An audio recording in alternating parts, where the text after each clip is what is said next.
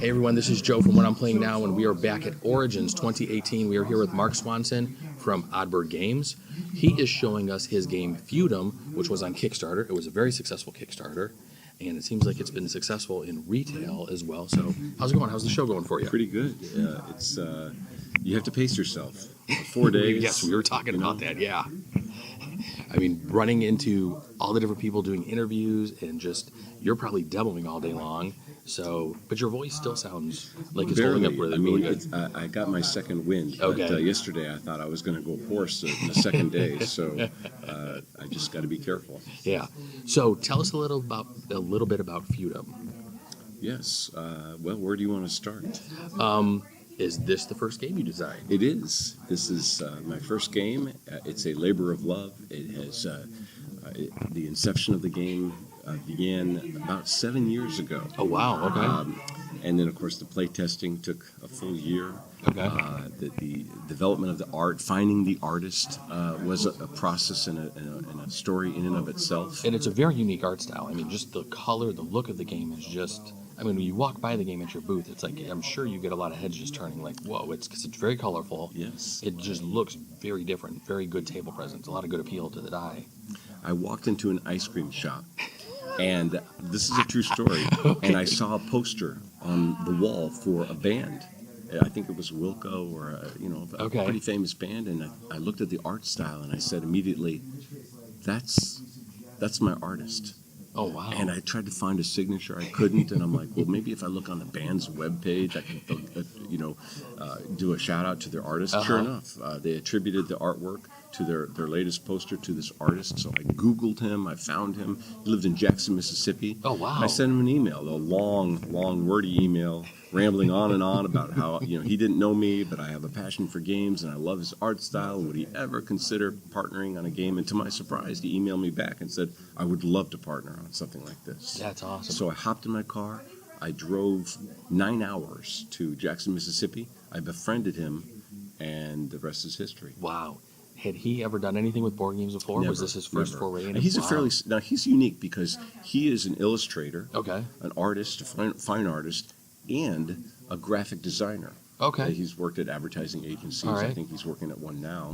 And so not only can he illustrate and do fine art, Yeah. but he can take that and then translate that to layout for the rules, Right. and deal with border treatments and kerning and letting and topography and Right. all of that graphic design kind of stuff, which is a very, very needed skill. I didn't No, have to have definitely. two people. He was kind of a one-stop shop That's for me. awesome. So that was really great. And one of the things I mentioned right before we started the interview here, when I first started looking at Feudum, because I had been hearing some buzz around it, I went out there and I saw the video that you had created for your game, which I was just like, okay, that's going to put reviewers and all the tutorial people out of jobs, because that was. I mean, when I sat there and showed that to my wife, I was like, this is pretty incredible that you released a whole, teach and how to play the game in that video format. I was like, that was very well done. That's actually done by Stephen Nose, and he was a former student of mine. I'm a professor at the journalism school in Okay. Missouri, and I teach advertising. And one of my students excelled at 3D modeling and After Effects, and I approached him about Feudum. I showed him my artist's work, Right. and he loved it. He said, "I'd love to take that to the next level, do 3D fly-throughs of the Yeah. game and animate that." And he did a fantastic job. And I, That's incredible. That's probably one of the best that I've ever seen done. Thank you. I Well, mean, I have to. That was just really cool. my first game is a heavy Euro, right? And I thought, how do I make a heavier Euro accessible to the masses? And for me, the way to do that, was through video animation. Right. Video content is king. People these days, as much as I love to write a very solid rule book, people would rather just watch a video on how to play. And so I thought I need to create a video. Yeah, and the videos seem to be very, very popular because it's just something about watching the video, seeing somebody else play it, and then sitting down and reading the rules. I think it just helps you make sure you're not missing anything. And as you're reading the rules, you can kind of visualize the person did this, this, and this while they were playing the game. Okay, I kind of understand what this means.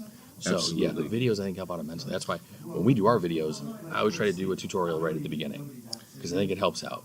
I agree. What's interesting is the animation has no human presence, right? It's Right. just a narrator, a voiceover, and then fly-throughs. So that reaches a certain number of people. But Yeah. then you're right, there are people that really want to have that human presence. Right.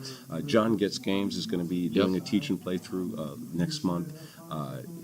Heavy Cardboard did one that is getting quite a few views, and a number of other reviewers have done a playthrough and a teach as well. Yeah. And I'm amazed at the patience that people have watching an entire 3.5 hour video, and then commenting, especially if it's a live stream. Right. But people love it. It's like they're actually there participating.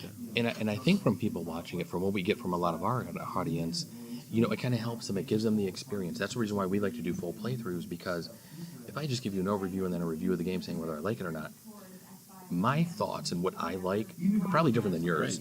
Right. If you trust me as a reviewer, it could mean something, but there could always be that one game that something may not click with me, but it really could click with you. And if I say, I really didn't like it, you may not give it a second look. I agree. So that's the reason why we like to do the full playthroughs, and we're just like, listen, try it, give it a like, and see if you like this type of game.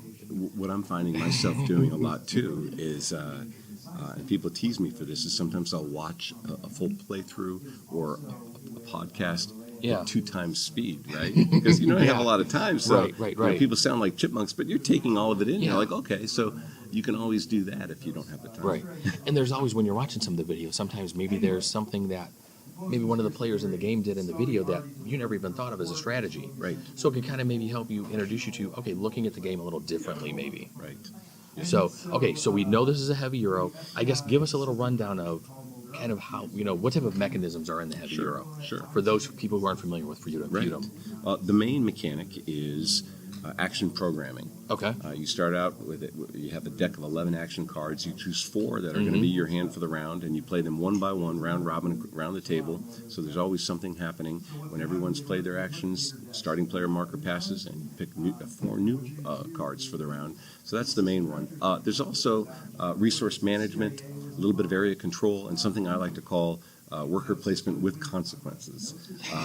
That sounds good. Yeah. And then, beside those kind of familiar mechanics, Right. there's also what I like to think of as a unique mechanic that you don't see in other games. There are other games of economies, but this game features a cyclical economy, where there's a symbiotic relationship between guild members, where a farmer will sell resources to the merchant, and the merchant will then pass them along to the alchemist, who will invent crud, which is Danish for black powder, and then that'll equip the knight, and so on and so forth, to the noble, to the monk, and back to the farmer, and it's a real working economy that players can take part in, and I think it scratches a lot of itches. Yeah, it sounds like it's really cool the way the resources evolve and can be utilized by different characters throughout the game. Absolutely. So you said you were working on this for 7 years. Where did you get The inspiration. Yeah, where did you get your inspiration for something like Well, this? I've Where been, did your when ideas you've and played stuff as for many this? games as I have, and you've probably played your fair share of games. One or two. We'll say 1 or 2. At some point, you can't help but think, what would be the game that I would invent? Yes, What's the holy grail of games? You're always trying to find the holy Yeah. grail of games that would end the need to play any other game, right? And so I thought, am I audacious enough to try to invent that game? So I sat down and I'm like, what are the mechanics that I love in other games, and what are the kinds of themes do I love? And I set out to invent a game that I always wanted to play, but I never could quite find. And one of the aspects of this game is a sandbox open world game. I play video games a lot as well. I love games like Shadows of the Colossus or Grand Theft Auto or Red Dead Redemption, also by Rockstar Games. I love the open world feeling of those games, and I thought, I want people to be able to eke out their medieval existence and do whatever they want, but still have some sort of cohesion to the game, some sort of integration. So that was my goal. And in this game, you can pursue multiple paths to victory. You can pursue a peaceful lifestyle and pursue, do agrarian farming, or you can combat in this game. There's so many different paths, and no game is the same. Every game seems to play out differently, and it feels like you're living your own medieval existence every game.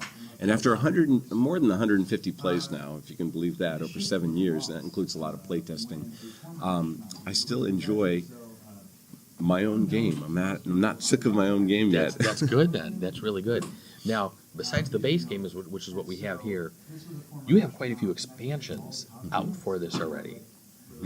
That's right. Believe it or not, I do. Now, how many expansions are there? 7? No, there are 5. There's 5. Okay. There are 5 expansions. Yes, I can't believe that number, but yeah. Well, what happened was I had developed the base game with all of these different little add-ons, these little nuances, these little extra expansions with little flavor that didn't add a lot of complexity, but just add a little extra something. And because that's how I like my expansions. Some expansions, are a little bit bulky and heavy, but my expansions are just a little extra tweak, a little something that adds flavor. And they started out as stretch goals. Right. And I thought to myself, I don't know how successful the game is going to do on Kickstarter, so I had them as unlockable, purchasable expansions in my Kickstarter campaign. And the first day they were all achieved, and I thought, oh boy, here we go. Justin, my artist is Justin Schultz. And I said, Justin, we're going to have to, you're going to have to develop the art on all these games. I had all the rules and mechanics all figured out. And so right from out of the gate, I had a base game and 3 expansions. And people kept on pledging. And so then I thought, well, what really awesome, pledge can I add next? And so there were a couple of my friends that were colorblind. They said, we have a hard time differentiating between these 2 cube colors. Okay. I said, I've already designed the game. I can't just all of a sudden change the colors of the cubes. But I came up with an expansion called Squirrels and Conifers. It's a little mini expansion that introduces pink cubes instead of the green, and allows it's more accessible to colorblind players. And so that's a mini expansion. And then after the Kickstarter campaign, about a quarter of my backers said, Mark, what about a solo variant? And I said, oh boy, I haven't really thought about that. And they said, well, you need to, because we love solo variants. And so I developed a solo variant expansion as well, which crazy. Which the Kickstarter is sold out of already. So there are only retail copies available. Excellent. So, any other expansions planned for Feudum? I think I'm going to put Feudum on hold for a while. I'm actually developing another game. Okay. Well, what are you developing next? I am developing. I don't want to give away too many details until the time is right. Keep it vague. But I will say that it's another game of economy. Okay. This was a heavy Euro. This next game is going to be more medium. I promise. Okay. I promise. Okay. And it's I'm a worker placement fan. I'm right there with you. I'm a Rosenberg fan. I love Le Havre. I love Agricola. I love Caverna is one of my top 5 favorite games. So this is going to be a worker placement game, but it's going to have a little twist in it. Okay. That I think people will enjoy. It's going to be set in the Pacific Northwest of the United States, in North America. It's going to it's going to take place in the late 1800s, and I think that's all I'm going to say. All right, that's fine. Let's ask. This won't give anything away. How far along are you in development? Let's say that's that. a good question. If If you don't include play testing, which I think is kind of its own, long leg of the journey, because you don't stop play testing until you're really satisfied that the game is balanced and there are no kinks and no one can break it.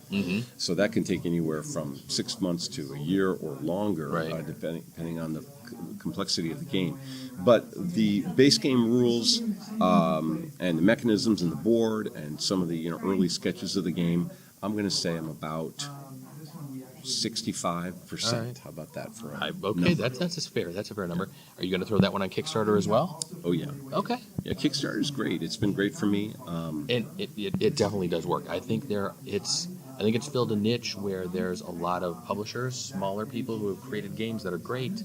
Might not be able to get that game out there and get that game printed, without that, those backers and that funding. So to me, it's the democratization of venture capital, because instead of having to find a deep pocket angel investor, you're saying to your public, hey, pre-order my game. I'll use that money to manufacture it, and you're off to the races as an entrepreneur. It's a godsend for so many game designers.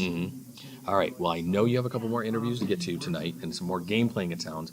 But one thing, since the name of my podcast is what I'm playing now, and that's the site, what has been hitting your table lately, and what have you been playing? I have a gaming group that loves heavier Euros. So through the ages, High Frontier, which is was invented by a rocket scientist. But I also like medium to heavy Euros as well. I enjoy Terra Mystica. Okay. I love Zolkin. Oh, love Zolkin. I break out Castles of Burgundy every so often. I still like to play Dominant Species. I can't wait for that game to get reprinted. I played that for the first time, I think, last year. And it was a very long game, but I sat there and got up after it was done, and I was like, I need this in my collection. It's I still go back to the old ones as well. Yeah. Remember the Aaliyah bookshelf games? There's some great ones in that set. I love the Tigris and Euphrates. I don't know if you remember that game. Yep. I like. There's a game called Goa. That's a fantastic game. I like El Grande. Maharaja. There's.